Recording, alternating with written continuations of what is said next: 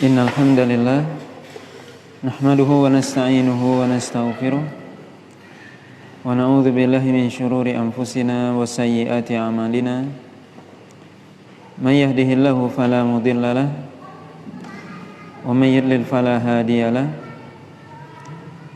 Asyhadu an la ilaha illallah wahdahu la syarikalah wa asyhadu anna Muhammadan abduhu wa rasuluh alladzi la rasula wa la nabiyya ba'dah. Ya ayyuhalladzina amanu taqullaha haqqa tuqatih wa la tamutunna illa wa antum muslimun. Amma ba'd. Bapak dan Ibu kaum muslimin dan kaum muslimat yang dirahmati oleh Allah Subhanahu wa taala. Alhamdulillah, puji dan syukur senantiasa kita sampaikan kepada Allah Subhanahu wa taala. Salawat dan salam kita sampaikan kepada Rasulullah sallallahu alaihi wasallam dan juga kepada keluarga beliau, para sahabat, para tabi'in serta orang-orang mukmin yang senantiasa mengikuti beliau sampai hari kiamat nantinya. Pada malam hari ini kita lanjutkan pembahasan Kitabul Minhaj Syarah Sahih Muslim Ibnul Hajjaj, di mana pembahasan kita pada malam hari ini itu dalam Kitabus Shalah, bab yang ke-6, yaitu bab al-imsaku anil igharati ala qaumin fi daril kufri idza sami'a fihim al-adhan, yaitu menahan diri untuk tidak melakukan penyerangan terhadap suatu kaum yang dia berada di negeri kafir kalau seandainya terdengar dari mereka azan. Hadis yang ke-845 dari kitab Sahih Muslim, atau hadis yang ke-9 dari Kitabus Shalah. Hadis ini dari Anas bin Malik qala kana Rasulullah sallallahu alaihi wasallam yughiru idza tala'al fajru wa kana yastami'ul adhan fa in sami'a adhanan amsaka wa illa aghara fa sami'a rajulan yaqulu Allahu akbar faqala Rasulullah sallallahu alaihi wasallam 'alal fitrah thumma qala asyhadu an la ilaha illallah Asyhadu an la ilaha illallah. Faqala Rasulullah sallallahu alaihi wasallam kharajta minan nar. Fanadharu fa idza huwa ra'i mi'za. Dari Anas bin Malik radhiyallahu taala anhu, beliau mengatakan bahwasanya Rasulullah sallallahu alaihi wasallam biasanya melakukan penyerangan ketika sudah terbit fajar. Itu melakukan penyerangan dalam jihad, ya, dalam berperang melawan orang-orang kafir. Biasanya Nabi menyerang ketika sudah terbit fajar. Maka beliau mendengar azan. Kalau seandainya beliau mendengar, maka beliau akan menahan diri untuk tidak menyerang. Kalau tidak terdengar azan, maka beliau akan menyerang.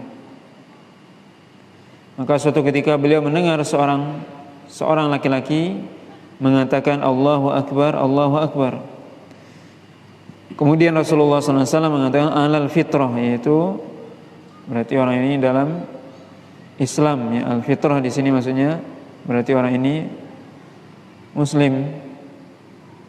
Tsumma qala, yaitu laki-laki tadi mengatakan asyhadu an la ilaha illallah, asyhadu an la ilaha illallah. Faqala Rasulullah sallallahu alaihi wasallam kharajta minan nar. Maka engkau telah keluar dari neraka.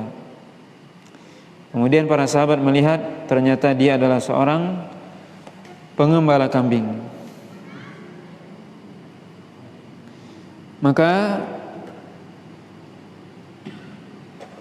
faedah dari hadis ini adalah pertama, bahwasanya Nabi sallallahu alaihi wasallam menjadi kebiasaan beliau ketika berjihad di jalan Allah Subhanahu wa taala biasanya beliau melakukan penyerangan pada terbit fajar, yaitu subuh. Tentunya ini dilakukan karena biasanya orang-orang kafir ketika itu lagi terlelap tidur, dalam keadaan lengah dan lalai. Maka beliau biasanya menyerang ketika itu. Karena ini tentunya termasuk strategi dalam berjihad. Tentunya seorang berjihad memakai strategi dan mencari waktu kapan musuhnya lengah atau lalai. Kemudian Nabi SAW sebelum menyerang biasanya mendengar terlebih dahulu. Kalau seandainya sudah terbit fajar, kalau azan berarti orang ini mau sholat subuh. Berarti itu di dalamnya ada orang yang muslim, maka beliau tidak menyerang. Ini menunjukkan bahwasanya azan adalah syiar Islam, yang kalau seorang azan maka menunjukkan bahwasanya kampung tersebut adalah kampung Islam. Ketika azan berkumandang di suatu kampung, di suatu negeri, menunjukkan bahwasanya kampung itu, negeri itu adalah negeri Islam. Maka azan ini merupakan syiar Islam yang paling zahir, yang paling tampak dan yang paling bisa dilihat dengan jelas. Azan berkumandang berarti ini negeri muslim. Dan ini kewajiban, bahwasanya azan adalah kewajiban fardu kifayah bagi kaum muslimin untuk melaksanakannya. Kalau seandainya suatu kampung tidak azan, maka berdosa semua. Maka harus ada yang azan. Kemudian faedah dari hadis ini juga bahwasanya seorang ketika dia sendiri dan sudah masuk waktu salat, maka disyariatkan bagi dia untuk azan. Ini dalam hadis ini disebutkan bahwasanya yang azan adalah seorang pengembala kambing. Dia berada berarti di tempat yang jauh dari pemukiman, dia bersama kambingnya. Azan waktu masuk maka azan. Maka ini disyariatkan bagi seorang ketika kita melakukan safar dan sebagainya, atau di dalam hutan dan sebagainya, maka disyariatkan kita untuk azan, untuk azan walaupun sendiri, walaupun sendiri, ini disyariatkan.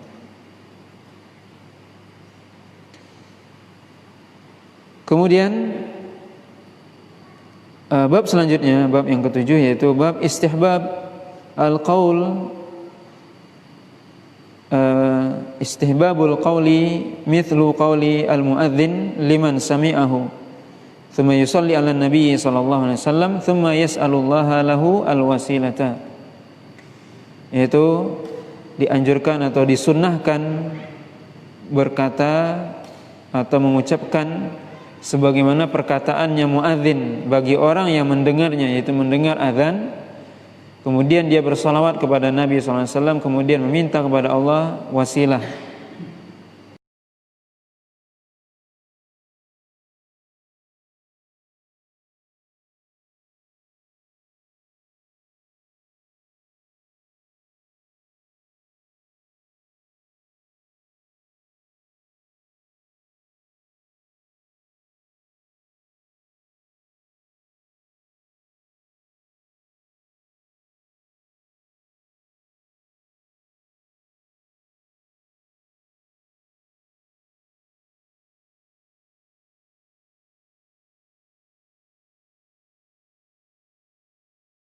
Khudri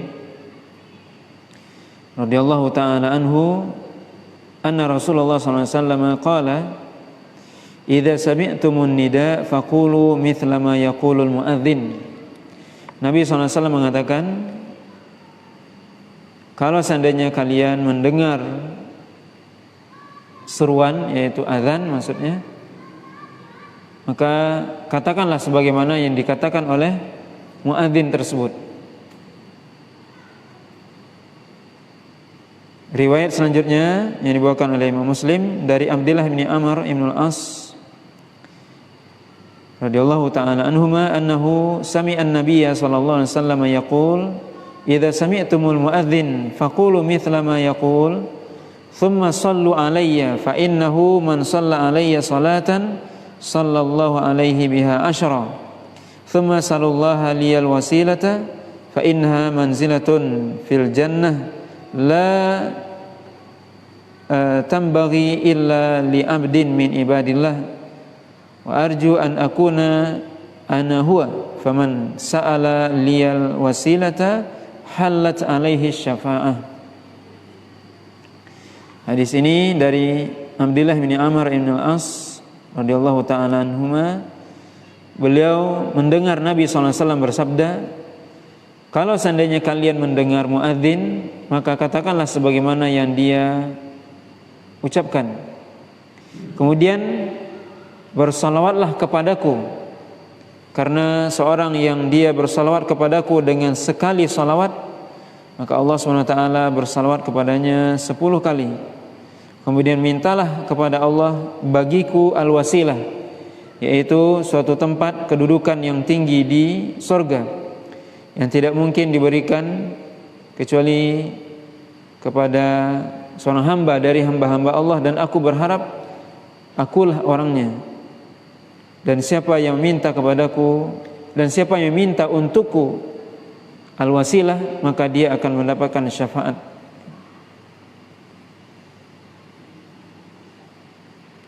Bapak dan Ibu kaum muslimin dan kaum muslimat yang dirahmati oleh Allah SWT,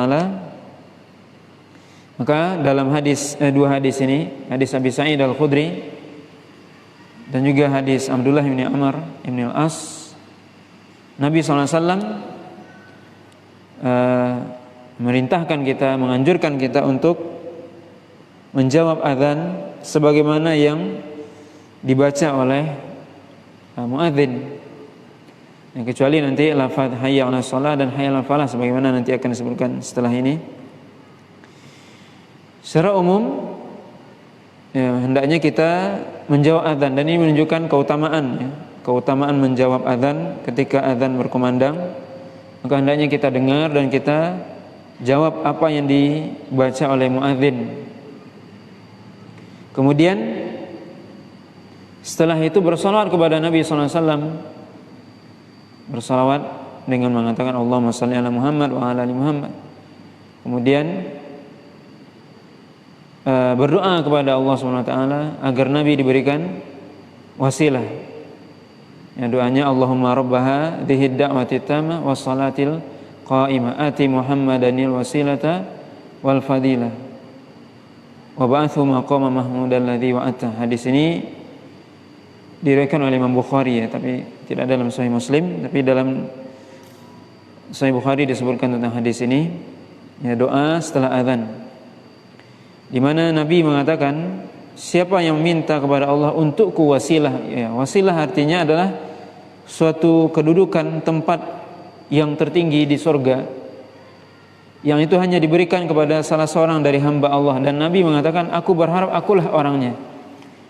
Maka kita diperintahkan oleh Nabi SAW, dianjurkan untuk meminta kepada Allah agar Nabi mendapatkan wasilah tersebut, kedudukan yang tinggi tersebut. Ya, dan insya Allah Nabi lah yang akan mendapatkannya, karena Nabi adalah makhluk, ya, manusia dan makhluk yang paling mulia di sisi Allah SWT. Maka Nabi yang akan berhak mendapatkannya. Apalagi Nabi, ya, memerintahkan umatnya agar berdoa kepada Allah, agar umatnya meminta kepada Allah agar diberikan wasilah itu kepada Nabi. Kita bisa bayangkan betapa, ya, banyak, ya, dari umat ini yang mendoakan kepada Nabi SAW agar Nabi diberikan wasilah tersebut. Dan, ya, para ulama menjelaskan bahwasanya, ya, Nabi lah yang akan mendapatkan kedudukan yang tertinggi tersebut di surga nantinya. Nabi mengatakan tadi sebelumnya, siapa yang bersalawat kepadaku 1 kali, maka Allah bersalawat kepadanya 10 kali. Maka ini keutamaan kita bersalawat kepada Nabi SAW dengan mengatakan minimal Allahumma shalli ala Muhammad atau sallallahu alaihi wasallam. Siapa yang bersalawat kepadaku, ya bersalawat sallallahu alaihi wasallam. Apa arti salawat? Mungkin perlu kita jelaskan di sini. Ketika kita mengatakan Allahumma shalli ala Muhammad, salawat, ya, menurut pendapat para ulama yang paling kuat adalah sebagaimana disebutkan oleh Al-Imam Abu Aliyah, ya, seorang tabi'in, mengatakan bahwasanya salawat, ya, kita minta kepada Nabi kepada Allah agar bersalawat kepada Nabi. Ya, Allahumma shalli ala Muhammad, artinya ya Allah bersalawatlah kepada Nabi. Allah mengatakan juga dalam surah Al-Ahzab, innallaha wa malaikatahu yusalluna ala nabi. Maksudnya Allah dan malaikat bersalawat kepada Nabi. Ya ayyuhalladzina amanu sallu alaihi wa sallimu taslima. Maka salawat artinya adalah, ya, sebagian ulama mengatakan doa, sebagian lagi mengatakan yang lebih kuat adalah bahwasanya Allah bersalawat kepada Nabi, maksudnya adalah Allah menyebut Nabi di Mala'il A'la, artinya memuji Nabi SAW di langit sana, ya, di antara para malaikat, tentunya di antara penduduk langit. Allah SWT memuji Rasulullah SAW di hadapan penduduk langit. Siapa penduduk langit? Ya para malaikat. Maka salawat, ya, artinya ya salawat Allah kepada Nabi, maksudnya adalah Allah SWT memuji Nabi di hadapan para malaikat. Itu maksudnya. Itu salawat Allah. Allahumma shalli ala Muhammad. Ya Allah bersalawatlah kepada Nabi. Yaitu Allah, kita minta kepada Allah agar Allah memuji Nabi di hadapan malaikatnya di langit sana. Sedangkan kita yang bersalawat kepada Nabi, ya, kita mendapatkan pahala di mana Allah akan bersalawat kepada kita. Bagaimana maksudnya salawat Allah kepada seorang muslim? Itu Allah SWT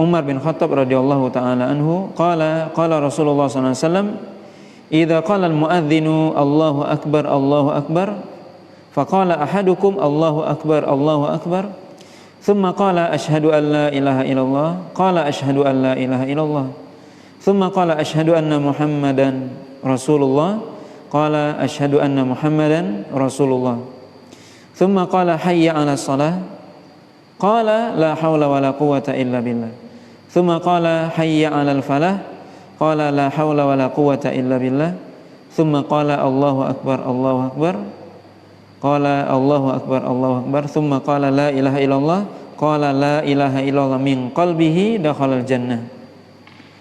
Umar bin Khattab mengatakan kalau seandainya muadzin mengatakan Allahu akbar, kemudian yang mendengar membaca juga Allahu akbar, kemudian muadzin mengatakan asyhadu an la ilaha illallah, kemudian yang mendengar juga membaca asyhadu an la ilaha illallah, muadzin mengatakan asyhadu anna Muhammad Rasulullah, yang mendengar juga mengatakan asyhadu anna Muhammad Rasulullah, kemudian muadzin mengatakan hayya 'alas shalah, kemudian yang mendengar membaca la haula wala quwata illa billah. Kemudian ketika dia muadzin mengatakan hayya 'alal falah, kemudian yang mendengar membaca la haula wala quwata illa billah. Kemudian muadzin mengatakan kembali Allahu akbar, kemudian yang mendengar membaca Allahu akbar. Kemudian muadzin mengatakan la ilaha illallah, yang mendengar membaca la ilaha illallah juga. Semua itu kalau dia ucapkan dari hatinya, yaitu ikhlas, maka dia akan masuk surga, kata Nabi sallallahu alaihi wasallam. Maka di sini dijelaskan ya secara detail ya dalam hadis Umar bin Khattab bagaimana cara kita menjawab azan, dan termasuk iqamah di sini. Azan, bagaimana kita membaca sebagaimana yang dibaca oleh muadzin.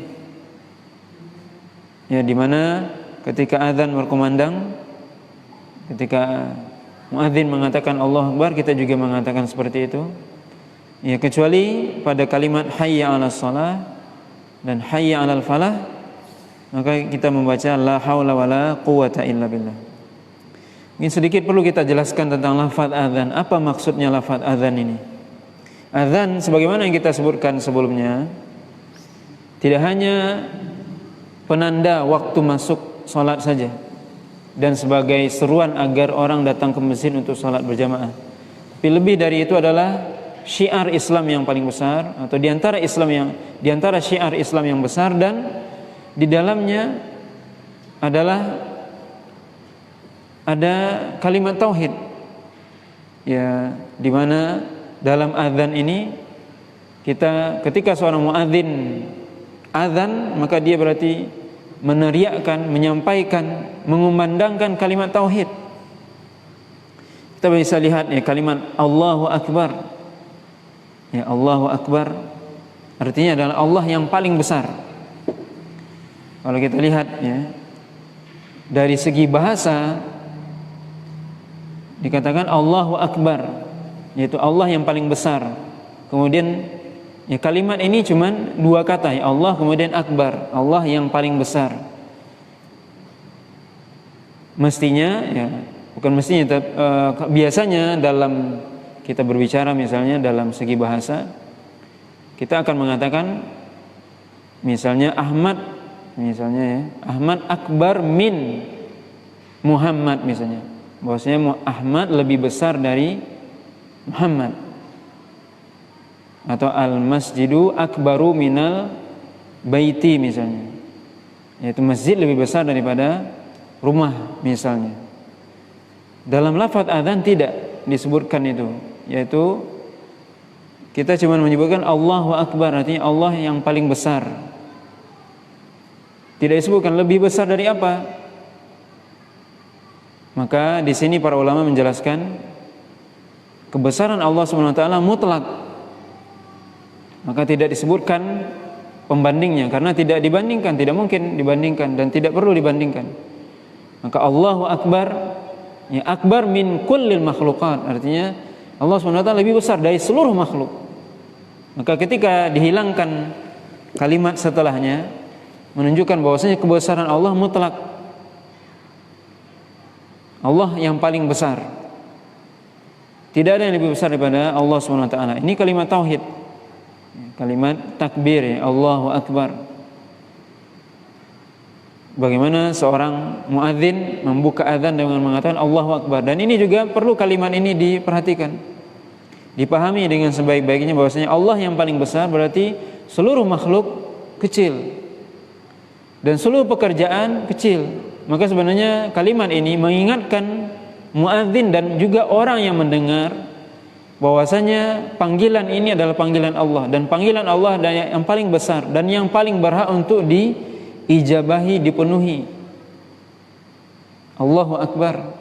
Ya, Allah yang paling besar, artinya urusan Allah yang harus kita tunaikan.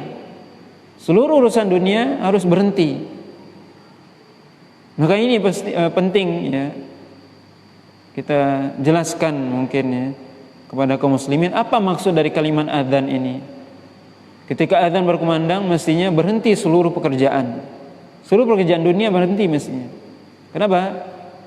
Karena Allah ya, ini muadzin bukan hanya sekedar mengatakan waktu sudah masuk, tidak.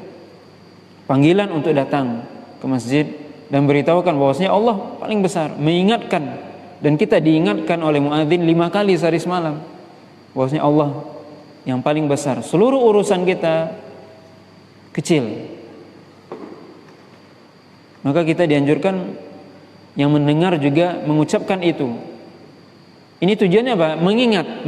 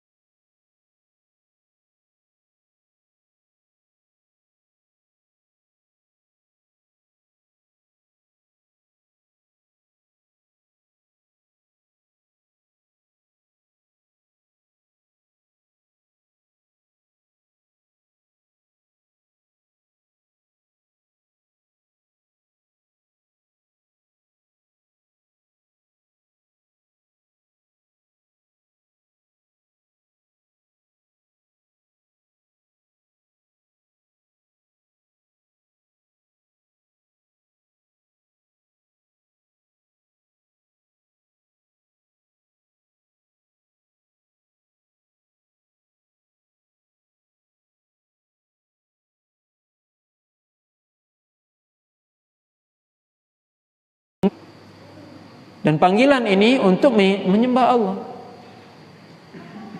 Ini kalimat tauhid, syahadatut tauhid. Kemudian kalimat selanjutnya asyhadu anna Muhammad Rasulullah. Yaitu aku bersaksi bahwasanya Muhammad utusan Allah. Kita diingatkan. Kemudian hayya 'alas shalah. Ini panggilan. Apa artinya hayya 'alas shalah? Mari salat. Mari datang untuk salat. Makanya dari kalimat adzan saja sudah jelas bahwasanya salat ke masjid wajib bagi laki-laki. Karena ini panggilan, mari salat. Mari datang ke masjid untuk salat. Mari melakukan salat. Hayya 'alas shalah. Mari datang untuk salat. Kemudian kita menjawab yang mendengar la haula wala quwata illa billah. Apa artinya? Tidak ada kemampuan, tidak ada kekuatan kecuali dengan kekuatan Allah dan kemampuan Allah. Artinya siapa yang bisa datang ke masjid, siapa yang bisa melaksanakan sholat, siapa yang bisa memenuhi panggilan ini adalah orang-orang yang diberikan kekuatan oleh Allah, diberikan taufik oleh Allah.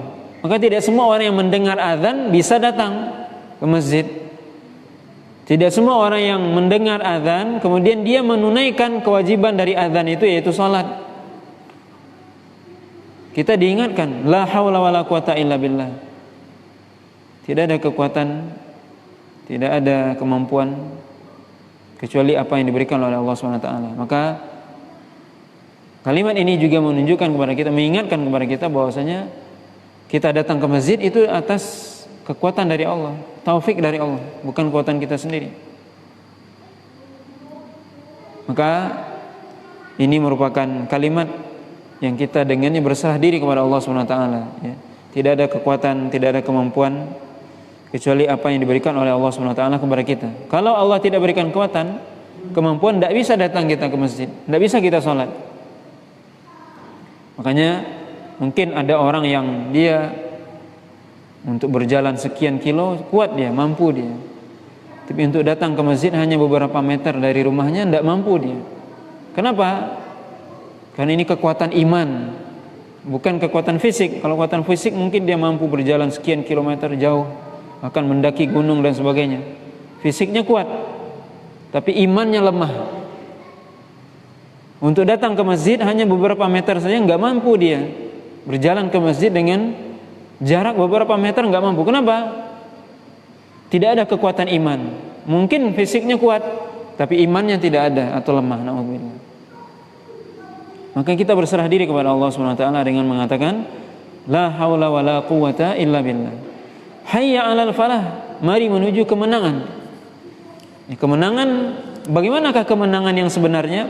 Kemenangan yang sebenarnya adalah dengan memenuhi panggilan Allah, seruan Allah, dengan kita bersyahadat tauhid, bersyahadat Rasul, kemudian memenuhi panggilan Allah.